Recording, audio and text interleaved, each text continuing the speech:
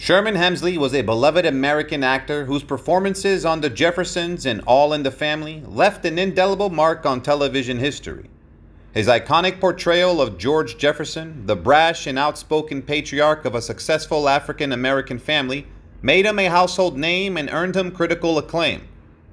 Sherman Hemsley, the man who brought George Jefferson to life on television screens across America, had humble beginnings in Philadelphia.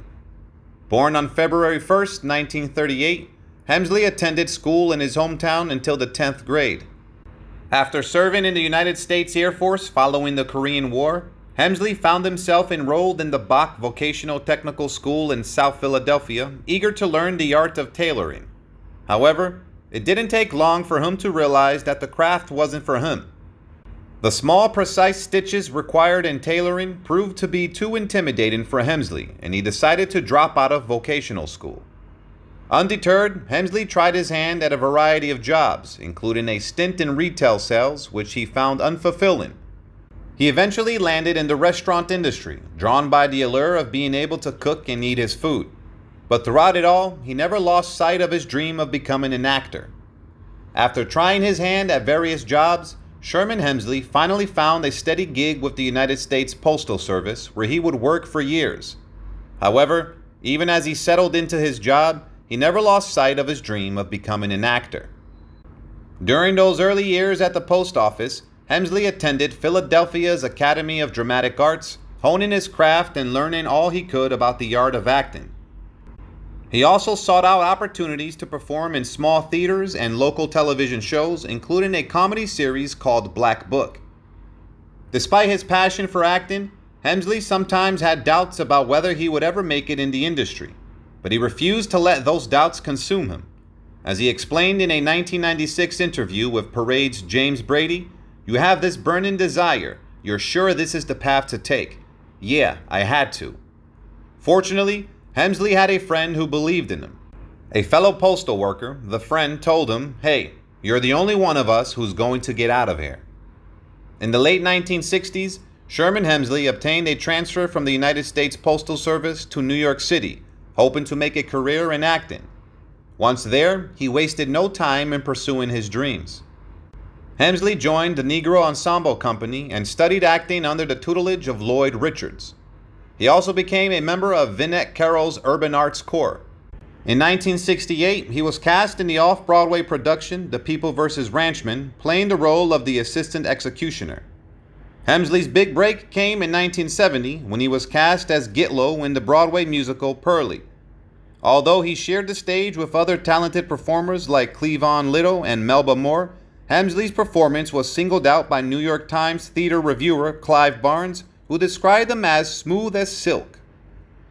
Sherman Hemsley's performance in the Broadway musical Pearlie caught the attention of producer Norman Lear, who was impressed with his acting skills.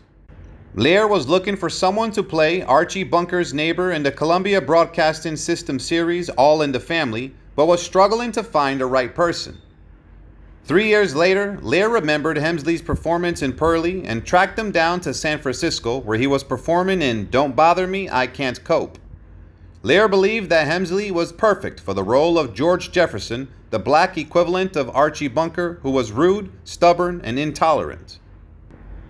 Hemsley's portrayal of George Jefferson was a hit with audiences, and the character became so popular that The Jeffersons became a spin-off series. Hemsley played George Jefferson for over a decade, making him one of the most recognizable characters in television history. When The Jeffersons premiered on January 17, 1975, it didn't start as a guaranteed success. However, after some initial struggles, it went on to become a long-running hit show. The show revolved around the Jeffersons, a black family whose dry cleaning business had grown to include 7 stores, making them quite wealthy. They had moved from Queens to an upscale high-rise on Manhattan's East Side. The series starred Sherman Hemsley as George Jefferson, with Isabel Sanford playing his wife Louise, who was affectionately called Wheezy by her husband.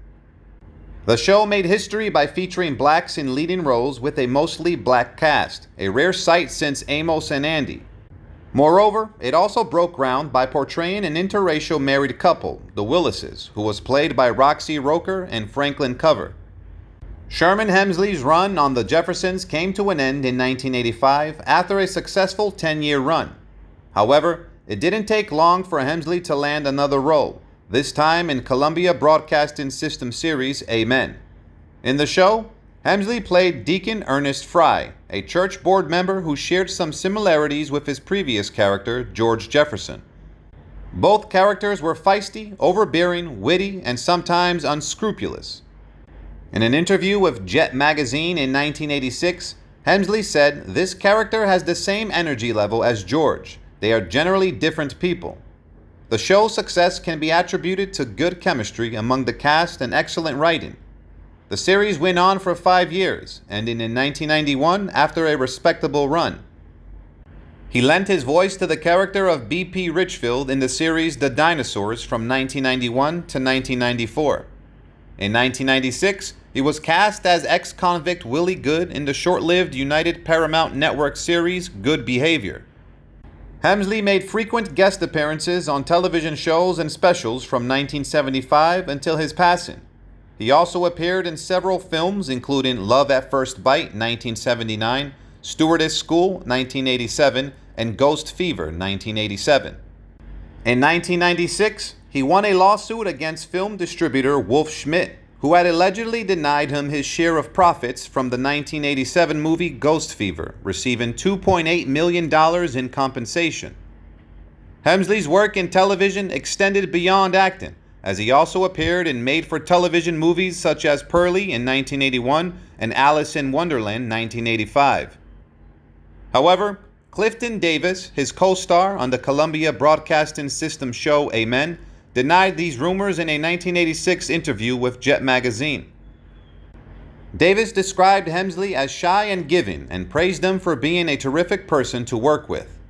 Other cast members on Amen had similar praise for Hemsley, with Roz Ryan, who played Amelia Hedderbrink, giving Hemsley credit for keeping the show laid back and describing him as a peach and a wonderful person.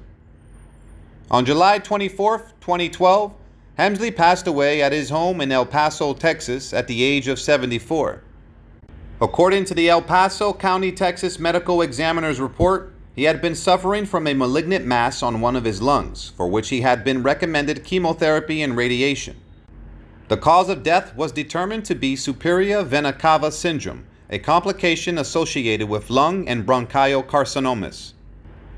Goodbye and rest in peace, Sherman Hemsley.